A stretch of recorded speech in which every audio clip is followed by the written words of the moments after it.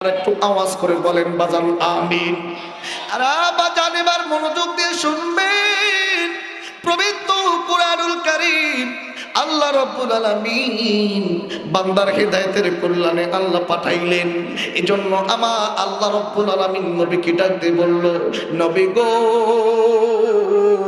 হুদাল্লিন নাস, হেদায়েত প্রাপ্ত সমস্ত মানুষের জন্য, মানুষ জাতিকে আমার আল্লাহ পাক হেদায়েত দেওয়ার জন্য কোরআন নাজিল করেছেন। আরে বাজার শুধু তাই নয়, আমার আল্লাহ পাক ডাক দিয়ে বলে, নবী গো,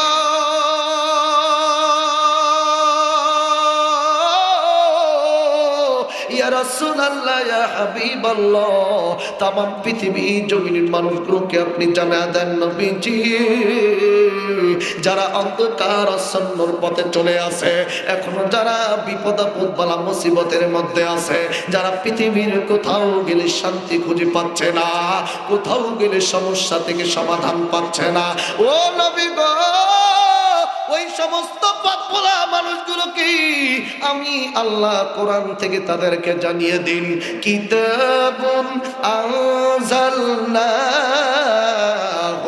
ইলাইকা লিতুখরিজান নাস মিনাল যুলুমাতি ইলান নূর।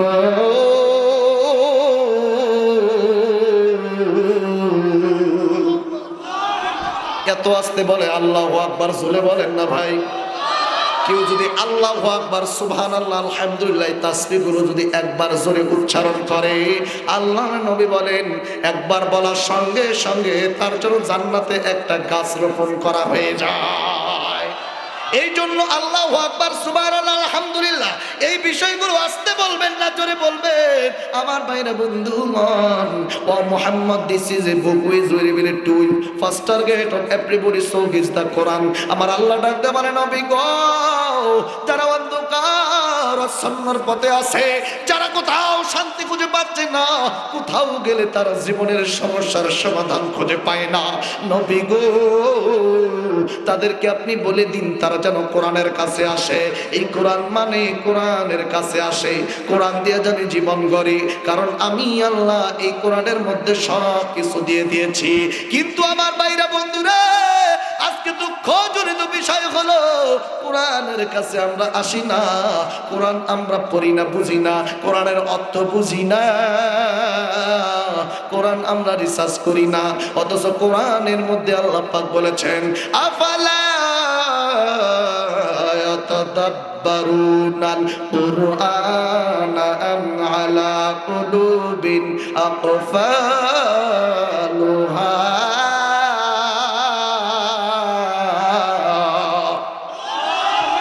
আর একটু জোরে বলেন আল্লাহু আকবার। আল্লাহ পাক বলেন, নবী গো, তামাম পৃথিবীর জমিনের আপনার উম্মতগুলোকে জানায়া দিন, তারা যদি কোরআন নিয়ে গবেষণা করে, কোরআন পরে রিসার্চ করে, আমি এই কোরআনের মধ্যে পৃথিবীর সব কিছু, আসমানের উপরে এবং আসমানের নিচে, জমিনের উপরে জমিনের নিচে যত তথ্য আছে, যত বিষয় আছে, যত বিজ্ঞান, যত সায়েন্স, যত আর্টস কমার্স, যা কিছু পাবে সব কিছু আমি আল্লাহ এই পবিত্র কোরআনে দিয়েছি। যার কারণে বান্দা যদি কোরআনের কাছে আসে, তাহলে বান্দার কাছে আসমান জমিন উপর নিচ সব কিছু তথ্য বান্দার কাছে পেয়ে যাবে। বান্দা জোরে কোন সুবহানাল্লাহ। আমার ভাইরা বন্ধুরে, সেই পবিত্র কোরআন থেকে আমি আপনাদের সামনে আজকের যে আলোচনার বিষয়ের আয়াতটি তেলাওয়াত করেছি, খুবই মনোযোগ দিবেন রে বাজান। আমি পবিত্র কোরআনুল কারীম থেকে আমার ভাইরা 114টা সূরার মধ্য থেকে আমি আপনাদের সামনে 33 নম্বর সূরা, সূরাটির নাম হচ্ছে সূরা আহজাব, 33 নম্বর আয়াতটি তেলাওয়াত করেছি। এই 33 নম্বর সূরার মধ্যে আমার আল্লাহ পূর্ণাঙ্গ সূরা 73টি আয়াত নাযিল করেছেন। এই সূরাটি আমার আল্লাহ বিশ্ব নবীর উপরে মদিনায় অবতীর্ণ করেন। আমার ভাইরা, আমার বন্ধুগণ, সূরাটি সম্পর্কে অনেক তথ্য পাওয়া যায়। আমার ভাইরা, বিশেষ করে শানে নুজুল প্রেক্ষাপট সময়কাল যদি আপনি খুঁজতে যান, তাহলে এই ঐতিহাসিক তিনটা ঘটনার কথা বর্ণিত হয়েছে। একটু আওয়াজ করে বলেন, কয়টা ঘটনা? আর একটু জোরে বলেন কয়টা? তিনটা ঘটনাকে কেন্দ্র করে আমার আল্লাহ সূরা আহজাব নাযিল করেছে। এক নম্বরে আহজাব নামক যুদ্ধকে কেন্দ্র করে আল্লাহ রাব্বুল আলামিন এই জায়গা থেকে এই যুদ্ধের নামকরণ থেকে আল্লাহ সূরার নামকরণ করেছে। এক নাম্বার যুদ্ধ হলো আহজাব যুদ্ধ। জোরে বলেন কি যুদ্ধ? আর একটু জোরে বলেন। এক নম্বরে আহজাব যুদ্ধের ঘটনাকে কেন্দ্র করে, আর দুই নম্বরে কুরাইজার যুদ্ধকে কেন্দ্র করে, তিন নম্বরে বিশ্বনবী মুহাম্মদ সাল্লাল্লাহু আলাইহি সাল্লাম এবং হযরত যায়েনব রাদিয়াল্লাহু তাআলা আনহা, বিশ্বনবী এবং যায়েনব রাদিয়াল্লাহু তাআলা আনহার বিবাহ সম্পর্কে আমার আল্লাহ সূরাটি নাযিল করে তথ্য দিয়েছে যে নবীজি যখন যায়েনব আলাইহিস সালাতু ওয়াস সালামকে বিবাহ করেন, এই বিবাহের ঘটক ছিল সরাসরি জিবরাইল। সুবহানাল্লাহ বলবেন না? বিবাহের ঘটককে কথা বলেন। এখন জিবরাইল যদি বিবাহের ঘটক থাকে তাহলে ওই বিয়ের মধ্যে কোনো ভেজাল থাকতে পারে? আরে ভাই কথা বলেন না কেন? কিন্তু আজকের যে ঘটনা আছে এদের মধ্যে ভেজাল থাকে কি থাকে না? কথা লুকায় কি লুকায় না? এমন লুকায় বিবাহের পরে ওপেন হয়ে যায়, তখন ঘটক পালায়, স্বামী স্ত্রীর ঝামেলা বেজে যায়। এরকম আছে না নাই? তাহলে জিবরাইল সে যদি ঘটক থাকে কি কোনো ভেজাল আছে? তার থেকেও বড় বিষয় হলো বন্ধুরে, আল্লাহর নবীজির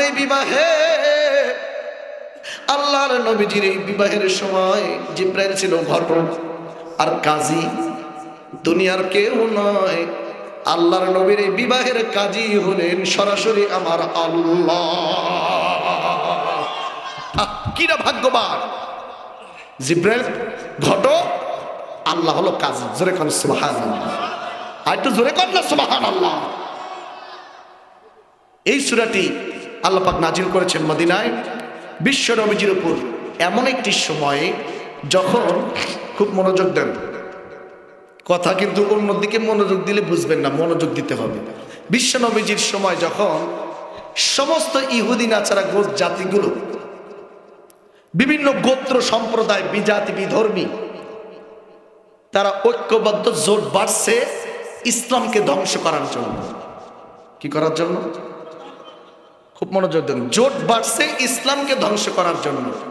আর সূরা আহজাব, এই আহজাব নামের অর্থ হচ্ছে জোট বাঁধা। কি নাম? কথা বলেন। জোট, ঐক্যবদ্ধ জোট। আল্লাহ পাক পবিত্র কোরআনের অসংখ্য সূরা নাজিল করেছেন রাজনীতি সম্পর্কে। কি সম্পর্কে? কথা বোঝেন আগে। রাজনীতি সম্পর্কে।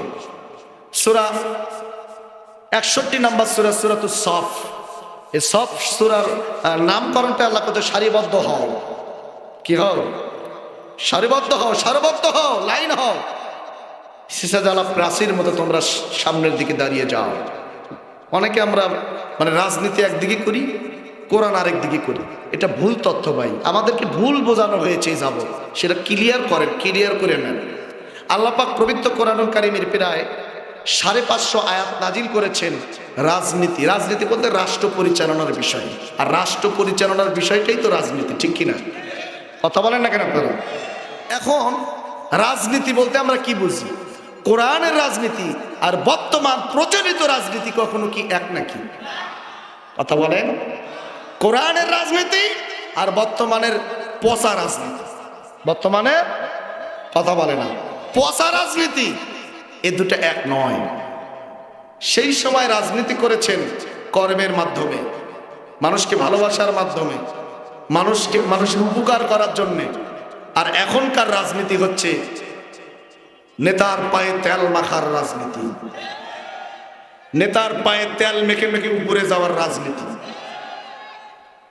গরিবের পেটে একদিক দিয়ে লাঠি মারি হাজার টাকা কম, হাজার কোটি টাকা আমরা তাদের কাছ থেকে আত্মসাৎ করে নিয়ে আরেক দিক থেকে 400-500 ক্যামেরা এক জায়গায় করে 2-4টা গরিব নিয়ে দেখাই আমরা উপকার করতেছি, পাশে আছি।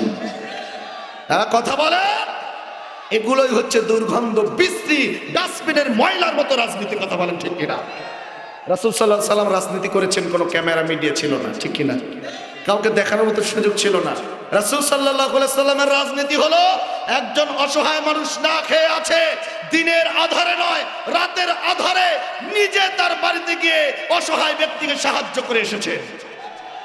আর এখনকার রাজনীতি হচ্ছে দিনের বেলা ডাক দিয়ে 3-3.5 ঘন্টা 5 ঘন্টা লাইন করে দাঁড় করায়া কোন রকম উপর থেকে বাজেট আসছে, তারও 4 ভাগের 1 ভাগ, 1 ভাগের মধ্যে আরো 4 ভাগ করে যা আছে, ঠিক কিনা?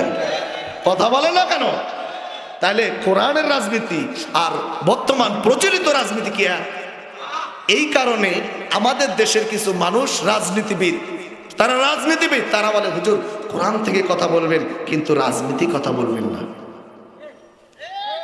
এই কথা বলেন কারণ যে ব্যক্তি এই কথাটা বলে সে ভালো করে জানে যে কোরআনের রাজনীতি আর আমি মানুষের মানব তৈরি করা, আমি ব্রিটিশদের তৈরি করা যে শাসন ব্যবস্থা নিয়ে রাজনীতি করি, কোরআনের রাজনীতি আর আমার পথা রাজনীতি মিলবে না। যার কারণে আগেই বলে দেয় রাজনীতি করবেন না, কোরআন থেকে ওয়াজ করবেন। কথা বলেন ঠিক কিনা? রাজনীতি ভাই কি? রাজনীতি তো এটাই, সৎ পথে চলবো, মানুষের সেবা করব, উপকার করব, অসহায়কে সাহায্য করব, মানুষের বিপদে পাশে দাঁড়াবো। এখন আপনার যে রাজনীতি করেন সেটা তো আর এগুলো করে না, পারলে গরিবের পেটে লাথি মারে কিভাবে খাওয়া যায় সেই চেষ্টা করে। আপনার রাজনীতি আপনাকে চাঁদাবাজি করা শিখায়, আপনার রাজনীতি আপনাকে কিভাবে দেশের এবং দেশের বাইরের ব্যাংক লুটপাট করে হাজার লক্ষ কোটি টাকা ভরান যায় সেই রাজনীতি শিখায়। আপনার রাজনীতি তো কেমন করে একটা দুইটা নয় শত শত ফ্ল্যাট বাড়ি বাংলার জমিনেও করা শিখায়, বিদেশে করা শিখায়, এগুলো আপনার রাজনীতি আপনাকে শিখায়। কথা বলেন না? আপনার রাজনীতি তো আপনার কাছে একটা সই নিতে গেলে 2-4-5 কোটি টাকা ঘুষ দেওয়া শিখায়। আপনার রাজনীতি তো কেমন করে তেল মেখে কেমন করে কি করে মানে একবারে নবীর কাছে পাঠায়া তারপর উপরের দিকে উড়ান যায় সেই রাজনীতি শিখায়। কিন্তু আমার মুহাম্মদ সাল্লাল্লাহু আলাইহি সাল্লামের রাজনীতির মধ্যে এরকম পচা রাজনীতি ছিল না, ঠিক কিনা? এজন্য আজকে থেকে যদি কেউ বলে রাজনীতিবাদ, তাকে বুঝাবেন তুমি কি মুসলমান? হ্যাঁ মুসলমান। কেমন মুসলমান? কোরআনুল কারীমের প্রায় 500 থেকে 550 আয়াতকে তুমি বাদ দিতে বললা, পারবা তুমি? যদি মুসলমান দাবি করো তাহলে পবিত্র কোরআনুল কারীমের এই যে আয়াতগুলো আল্লাহ নাজিল করেছে এগুলো মানতে হবে। আর যদি না মানো তাহলে তুমি তো মুসলমান না, তুমি তো মুনাফিক। জোরে বলেন কথা ঠিক কিনা? কত সুন্দর করে আল্লাহ সব বিষয় ফয়সালা দিয়েছেন। ওয়ামাল্লাম ইয়াহকুম বিমা আনজালাল্লাহু ফাউলাইকা হুমুজ জালিমুন। বিচার ব্যবস্থা